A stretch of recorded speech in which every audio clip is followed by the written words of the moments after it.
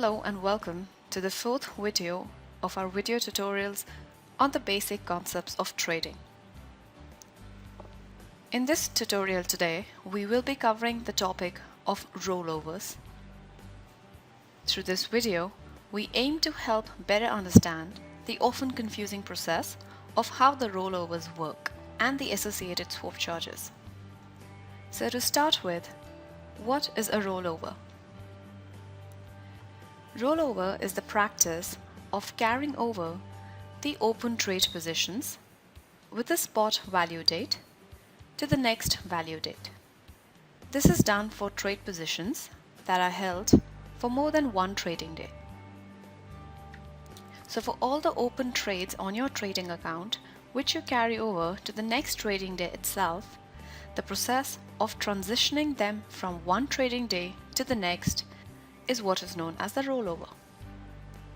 Now, since traders are not really interested in taking the physical delivery of the currencies traded, they tend to hold the trade position till the time that they finally wish to close the trade. This requires them to roll over their trade positions to the next value date or the next trading day. This process is performed every day that the Forex market is open until the trader finally closes his trade position. So how does this rollover work? Transactions in the interbank markets are one-day contracts, and each trade that is placed by a trader is assigned a value date to help identify those trades by the day that they were placed. Now, when the trade is closed, the value date needs to match up with the value date of the opening of the trade. In order to ensure that these value dates for both the closing and opening of the trade matches with one another, they need to be changed to the next subsequent trading day from the day that it was opened. This is done during rollover time every day, which is 2200 GMT. Let's consider an example to understand this better. Consider that a trader opens a trade position on Monday. Now, in the interbank markets, as explained, each Forex transaction would have an assigned value date to help identify that trade and the day that it was opened. This value date is also known as the settlement date. For Forex transactions, the trades are settled 2 business days following the day that the transaction is made. Thus, the value date for this trade position, which was opened on Monday, would be 2 days forward, that is, for Wednesday. Now, if the trader wants to hold on to this trade position and does not close it before 2200 GMT or 5 p.m. EST on Monday itself, his trade will be rolled over to the next trading day, that is Tuesday. And the value date for this trade will also need to be changed 2 days ahead of Tuesday, which would come out to be Thursday. Now, if the trader decides to close his trade on Tuesday before the rollover time of 5 p.m. EST, and since the trade has already been rolled over to Tuesday, so now in our example, the settlement date has changed from Wednesday to Thursday, and the value date for both the opening and closing of the order would match up as Thursday.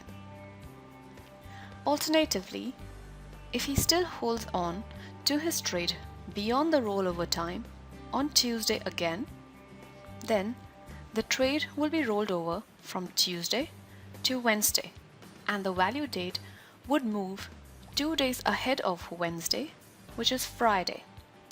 So the value date for the trade has again changed, and this will continue to take place until the trader finally closes his trade.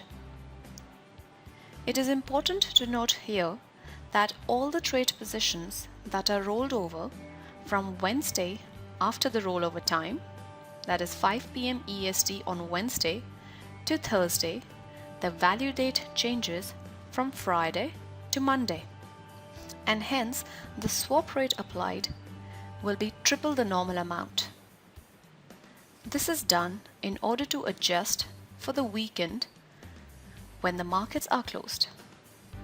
Though the markets are closed, the banks still count these days, that is the weekend, for the interest rate calculations. Now that we have understood how the rollover works, we shall try to understand what are the benefits of rolling over the trade position.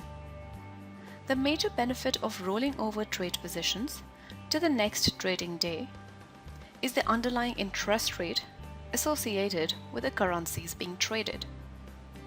This interest rate is also known as the swap rate. When one currency pair has a higher interest rate than the other, then the difference between the interest rate can be earned by the trader. And this benefit can be significantly large for a leveraged trade position. This practice of taking advantage of the interest rate difference between the currencies of the currency pair traded is known as carry trade. Carry traders are traders who hold trade positions for a long period of time in order to take advantage of the interest rate earned on holding on to those positions.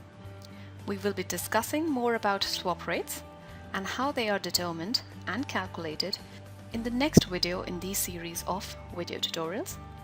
Hope this video was of use to understand the concept of rollovers better.